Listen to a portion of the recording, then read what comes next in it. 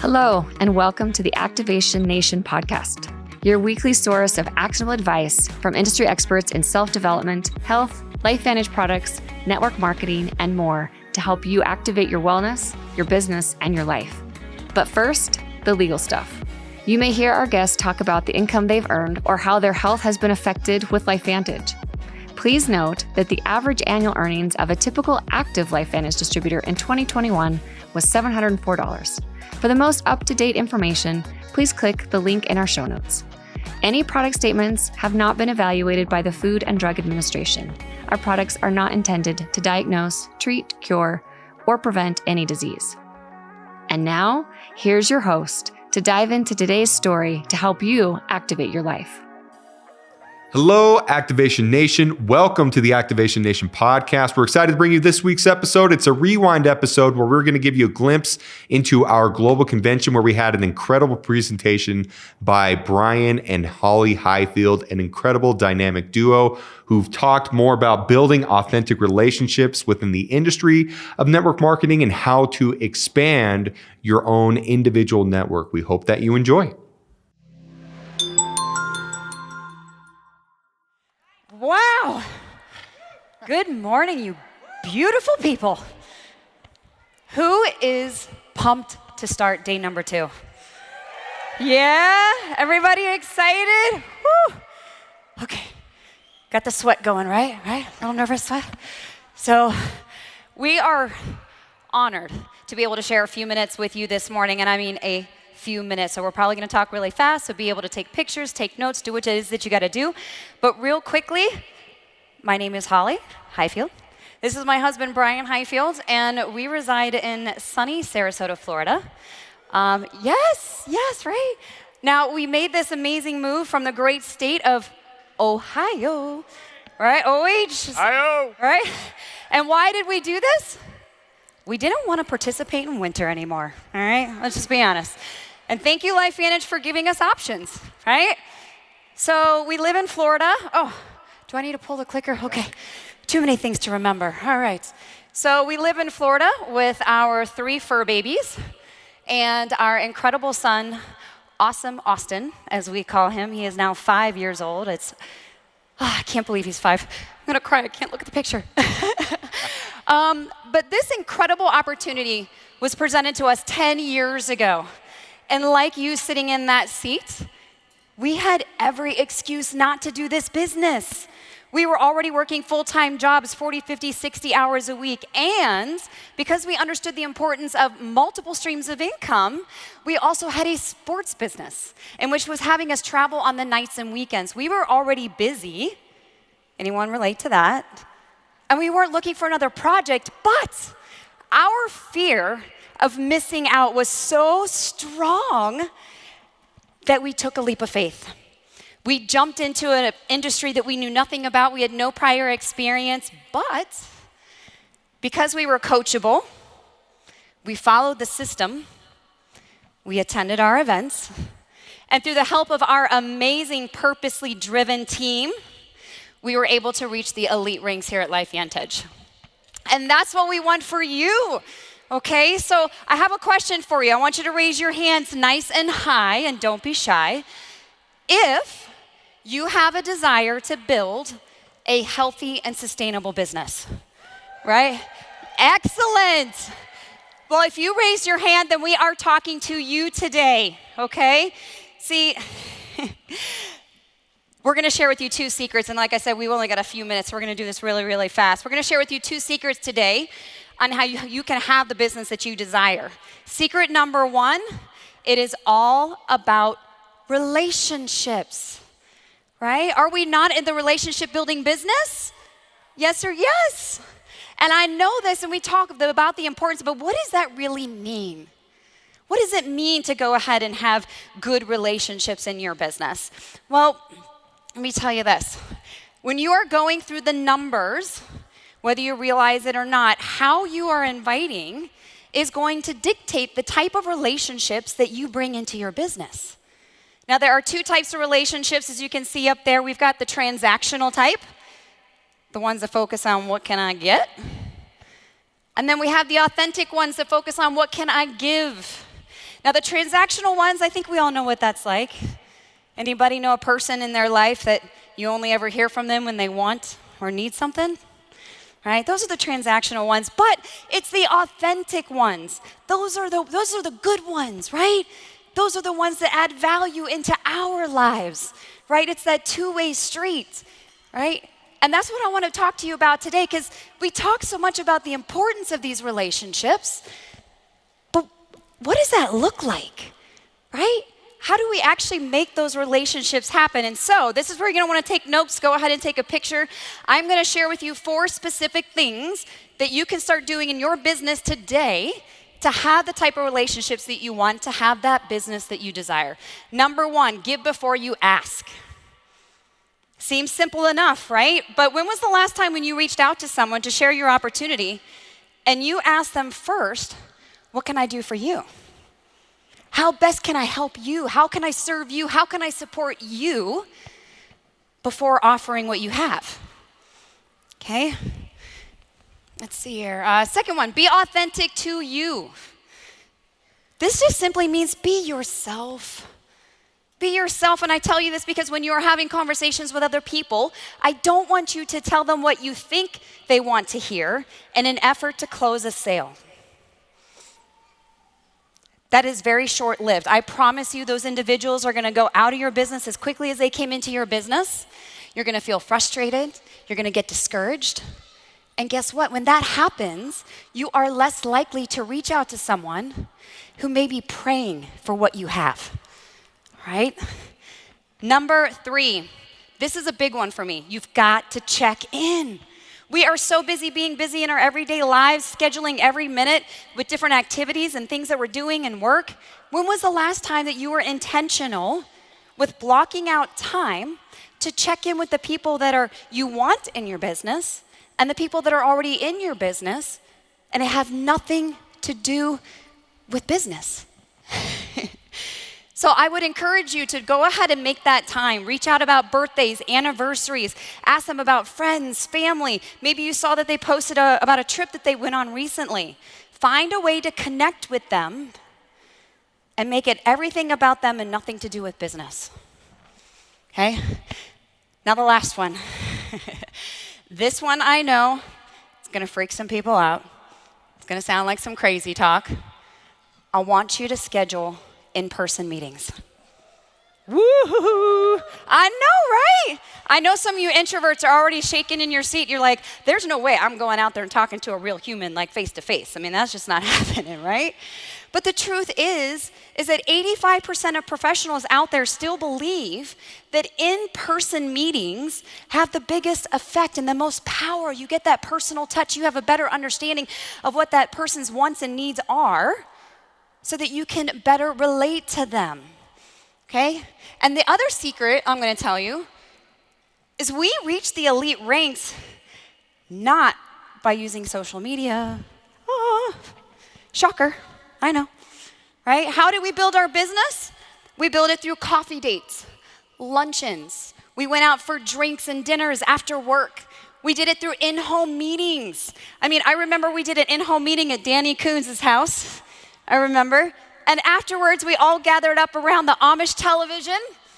Anybody know what that is? Campfire. Okay, Amish television. So we all gathered around the campfire and we had the meeting after the meeting. This is where we didn't just talk business, but we talked family and we shared our hopes and our dreams. And it's where those relationships fostered. There's a reason why we call our LifeVantage family, family. They are an extension of the family based off the relationships that we built with them. See, building relationships doesn't have to be complicated, all right? But it does require a shift in focus. It requires us to focus less on the number of sales that we're closing and more on the relationships that we're building, okay? Now, I did tell you that we were going to go ahead and share 2 secrets with you today. And so I'm going to pass the baton over to my handsome husband over here, and he's going to finish us off. Thanks. All right, thanks. Appreciate awesome. Wasn't that amazing stuff? That's awesome. Wow. Whew. Awesome. All right. Well, I'm going to start off by telling you a story about a guy named Paul. Paul is in his early 40s. He served in the military, and he was a member of several social clubs. He likes to play cards with his neighbors. He likes to hunt and fish, and he often takes members of his community out to get to know them a little bit better. He also owns a small business, and he likes to get to know everyone who comes into his shop. He likes to learn about people and meet them and ask them a lot of questions. He figures out who has influence, who has wealth, and who knows other people that he doesn't. Paul is a networker. But Paul's country is in trouble. A foreign dictator and his army are planning to invade. The dictator was told by his military leaders that the invasion would be swift and victory would be had within days. When the invasion was imminent, Paul and 4 of his friends, William, Sam, Isaac, and Sybil, volunteered to go out and warn the neighboring towns and cities that an army was coming their way. The volunteers scattered in different directions, and they warned everyone along the way that war is coming to their doorstep. Isaac he traveled the furthest. He went 345 miles. Sybil is a 16-year-old girl. She traveled 40 miles warning people.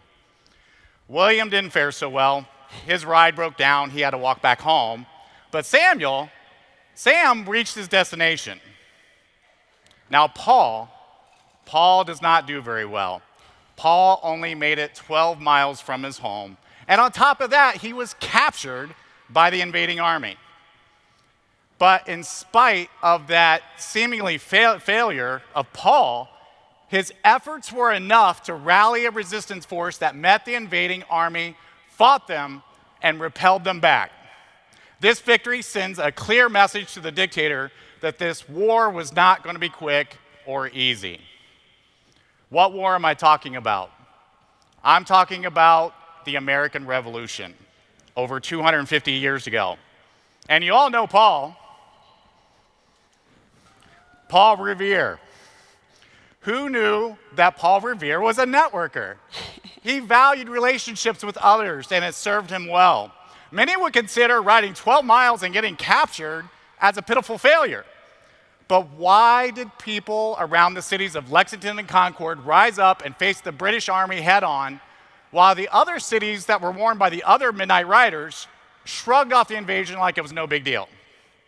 Why are there songs and poems written about Paul Revere and not the other 4? Why does every 5th grader in America know his name and not the names of the other 4? Well, Harvard, their researchers want to know that answer. And one of the things that they figured out, it's because Paul knew how to network. Paul was always expanding his network, and he valued the relationships with people. While the other writers just went around and knocked on random doors, people didn't know who they were. They didn't believe them when they would say, hey, the British are coming. Even only Paul rode 12 miles. That's like going to the airport and back, folks. 12 miles, everyone along the way knew who he was, trusted him, and they believed him. One house he stopped at, John Hancock happened to be staying at. And they heard this ruckus, and John asked his guard, he's like, what's going on? And the guard said, there's some guy out here on horseback. He's saying the British are coming. And John said, well, who is it? And the guard said, it's Paul Revere. And John said, Paul, I know him. Invite him in. Even the British soldiers who captured Paul knew who he was. When they asked him, what is your name? He said, Revere. And they looked at him and they said, Paul Revere? And he said, yes, it is I. Paul's network made him an influencer. He was the Kim Kardashian of his day. If there was TV back then, he'd probably have a show called Keeping Up with the Colonists. Everyone that Paul warned knew him, trusted him, and they believed his message. And not only that, they went off and they helped his cause by going out and telling others, take arms, the British are coming. And the Battle of Lexington and Concord sets the tone for the entire Revolutionary War. You see, because of those relationships, Paul's urgent message was carried throughout the land through his entire network. Does that goal sound a little familiar? Do you want your message to be carried through the land through your network? I'd like to believe that if Paul Revere was a network marketer, he'd be sitting right here with us today, probably in one of these white couches right now, right? The dude knew how to network. But by all accounts, Paul was an extrovert. He loved to socialize. He was the life of every party. Now, maybe you're not. And believe it or not, and this is going to surprise a few people, but Holly and I are inherently introverted. Now, our 5-year-old son, that's a different story.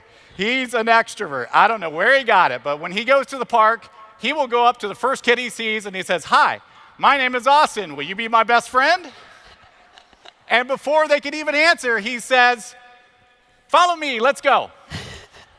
True story. And I wish it were that simple. But you know what? It kind of is. You just need to find the same courage of a 5-year-old on the playground and put yourself out there. So like Paul Revere, you need to have the mindset of being intentional about meeting new people. Find out more about them, share something great with them. And we have something great to share, right? So where are these people? Where are they? The funny thing about people, they're everywhere. You just have to open your front door. But maybe you're feeling like me. Says when you are an introvert, but your business requires you to network with others. Uh-oh. What? People.